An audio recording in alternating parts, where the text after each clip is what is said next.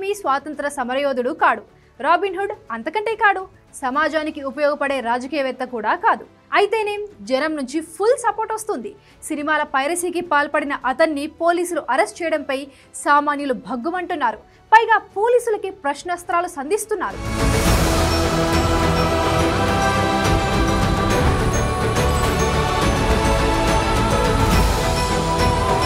ఇమ్మడి రవి ఈ పేరు తెలుగు రాష్ట్రాల్లోనే కాదు దేశవ్యాప్తంగా మార్మోగిపోతుంది.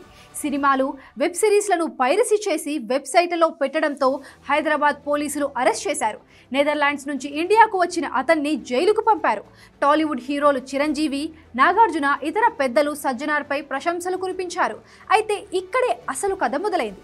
పైరసీ సినిమాల కేసులో అరెస్ట్ అయిన ఇమ్మడి రవికి సోషల్ మీడియా వేదికగా మద్దతు పెరుగుతోంది.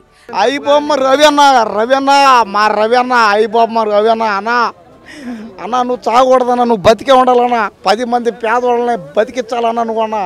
అదే సమయంలో అరెస్ట్ చేసిన పోలీసులకు వ్యతిరేకంగా మీమ్స్ కూడా వస్తున్నాయి. ఐబొమ్మ రవిని అరెస్ట్ చేసిన 24 గంటల్లో బప్పం టీవీ, ఐబొమ్మ వెబ్సైట్లు క్లోజ్ అయ్యాయి.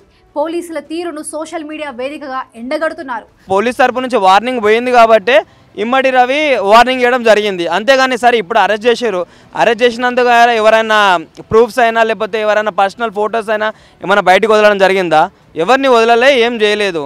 అంటే జస్ట్ ఆయన వార్నింగ్ ఇచ్చిండు కాబట్టి ఈయన వార్నింగ్ ఇచ్చిండు. మాలాంటి వాళ్ళకి ఆయన సోషల్ సర్వీస్ చేస్తుండే, దాన్ని మీరు ఆపడం, అరికట్టడం అనేది చాలా నేరం. రూపాయి ఖర్చు లేకుండా కొత్త సినిమాలు చూపిస్తున్నాడంటూ ప్రశంసలు కురిపిస్తున్నారు. ఐబొమ్మ రవి వల్ల ప్రభుత్వానికి నష్టం జరిగి ఉండొచ్చు, కానీ ప్రజలందరికీ అది మేలు జరిగిందన్నది మా అభిప్రాయం. మధ్యతరగతి దేవుడని నెటిజన్లు, సామాన్యులు పోస్టులు పెడుతున్నారు. అతను చేసిన మంచి పని వల్లే మేము సినిమా చూసాం. 100 రూపాయలు పెట్టి కానీ 500 పెట్టి కానీ మేము సినిమా టికెట్ కొనలేమండే. ఠాగూర్ సినిమాలో చిరంజీవి మాదిరిగా తారీఫ్ చేస్తున్నారు. అరెస్ట్ చేసిన పోలీసులపై ఏకంగా మీమ్స్ చేస్తున్నారు. పైరసీ తప్పైతే సినిమా టికెట్ రేట్లు పెంచడము తప్పే. ఒక ఇంట్లో 4 సినిమాకు పోతే 2-3 వేలు ఖర్చు చేసుకోవాల్సి వస్తుంది. సపోజ్ ఒక ఫ్యామిలీ పిల్లలు వీళ్ళందరూ కలిసి సినిమాకి వెళ్ళాలంటే 1000-2000 అవుతుంది. అది నువ్వు రేట్లు తగ్గిస్తే వాళ్ళు అట్లాంటి వాడు చెప్పేది రీజన్ కూడా అదే కదా, మీరు సినిమా టికెట్ రేట్ తగ్గించండి అని చెప్తున్నాడు.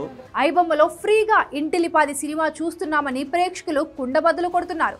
100 కోట్లు పెట్టి ఎవరు సినిమాలు తీయమంటున్నారు అని ప్రశ్నిస్తున్నారు. ఎవరు తీయమన్నాడు వాళ్ళని? అన్ని కోట్లు పెట్టి మన కోసం తీయమన్నాం కాదు కదా, వాళ్ళ లోభం కోసం వాళ్ళు తీసుకుంటున్నారు. ప్రేక్షకులు ఎవరు ఇన్ని కోట్లు పెట్టండి అని ఎవరు డిమాండ్ చేయరు. ఎలాంటి సినిమా తీసినా చూస్తారు. ఐబొమ్మ రవిని ఎన్కౌంటర్ చేయాలన్న నిర్మాతలపై నెటిజన్లు ఆగ్రహం వ్యక్తం చేస్తున్నారు. అది కరెక్ట్ కాదు.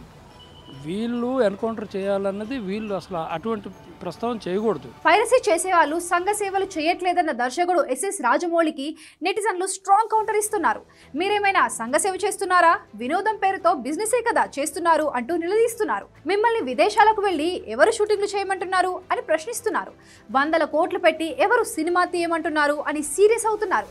సినిమాను పైరసీ చేయడం తప్పైతే టికెట్ రేట్లు పెంచుకోవడం కూడా తప్పే అని ముక్త కంఠంతో వాదిస్తున్నారు.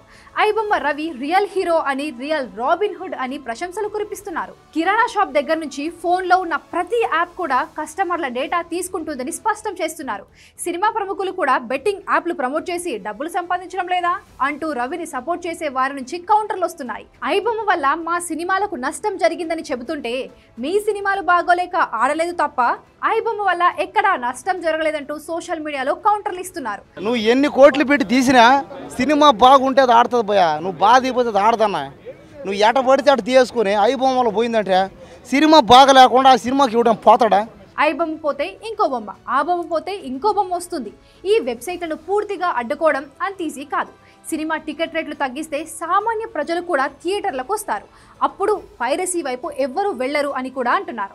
ఐబొమ్మ రవిని అరెస్ట్ చేస్తే ప్రజలు తమపై మీమ్స్ చేయడంపై సిపి సజ్జనార్ ఆగ్రహం వ్యక్తం చేశారు. ఐబొమ్మ రవికి మద్దతు ఇచ్చేవారికి, పోలీసులపై మీమ్స్ పెట్టే వారిపైన కేసులు పెడతామని హెచ్చరించారు. దీనిపైన నెటిజన్లు గట్టిగానే స్పందిస్తున్నారు. బంగారం దుకాణంలో చోరీ జరిగితే షాప్ యాజమానులను పక్కన కూర్చోబెట్టుకొని ప్రెస్ మీట్ పెడతారా సజ్జనార్ గారు అంటూ నిలదీస్తున్నారు. నిర్మాతలు, సినిమా హీరోలు, దర్శకులతో కలిసి సిపి సజ్జనార్ ప్రెస్ మీట్ పెట్టడాన్ని తప్పుపడుతున్నారు.